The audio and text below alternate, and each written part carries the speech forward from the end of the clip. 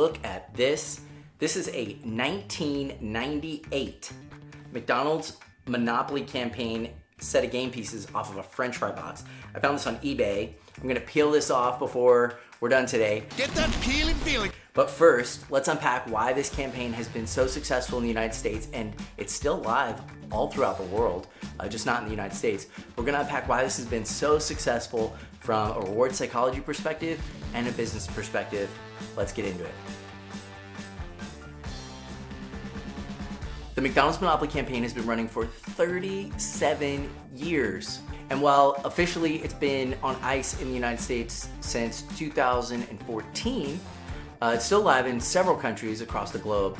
They run it for about 6 weeks a year. The business impacts are very huge. We'll cover that here in a bit.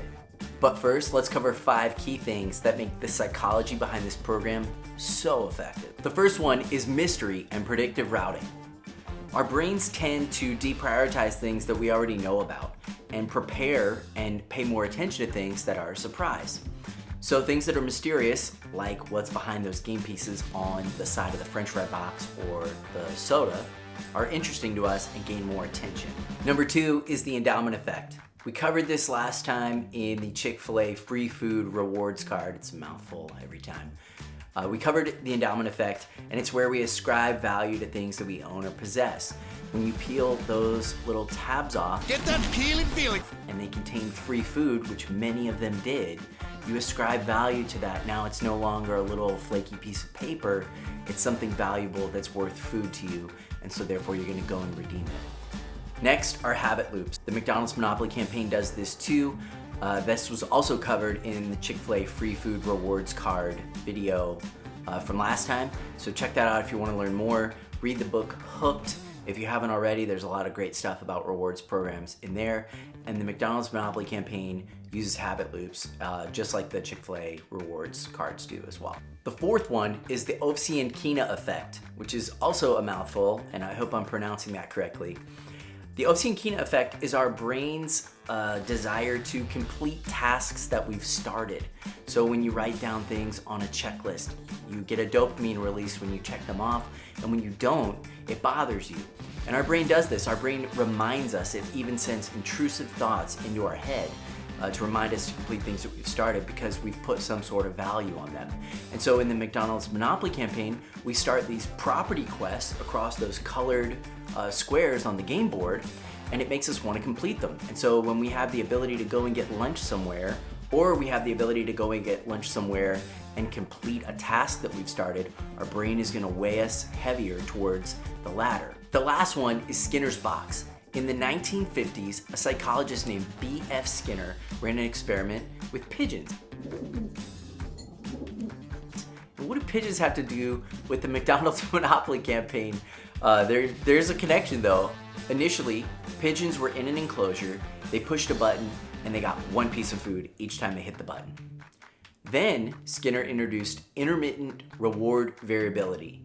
And sometimes no food would come out when the pigeons hit the button. And then other times, tons of food would come out. And the pigeons' response to that intermittent reward variability is what's truly incredible. The pigeons started pressing the button exponentially more, a crazy, thousands and thousands of times more than they were before. One of the pigeons was recorded pressing the button 84,000 times in a 14-hour period. That's almost twice a second.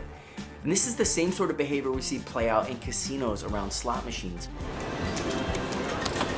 where people don't know what they're gonna get. That intermittent reward variability triggers a ton of dopamine release in their brain, and they go back and play over and over again. Well, the McDonald's Monopoly campaign kind of lightly taps into that as well, and it ties it all together. It's really quite fascinating, and that intermittent reward variability is really a critical factor to McDonald's success on this campaign. Now, unfortunately, McDonald's doesn't lay it all out for us and tell us every dollar they made off of this campaign or off of this program, but they have given pieces of information over time that we can piecemeal together and understand a ballpark of what effect this has had on the business. So, McDonald's has reported between 5.5 and 6.1 increase in sales at different times in the campaign. They've also reported their sales numbers, so we can put 2 and 2 together there and look at what happened between the years 2000 and 2013. From an incremental sales just from this campaign over a 6-week period, we see between 2000 and 2013, it goes from 100 million in incremental revenue to over $200 million over that 13-year period from one campaign. Hope this is super helpful. Without further ado, let's peel this thing off and see what's on here, yeah? Get that peeling feeling.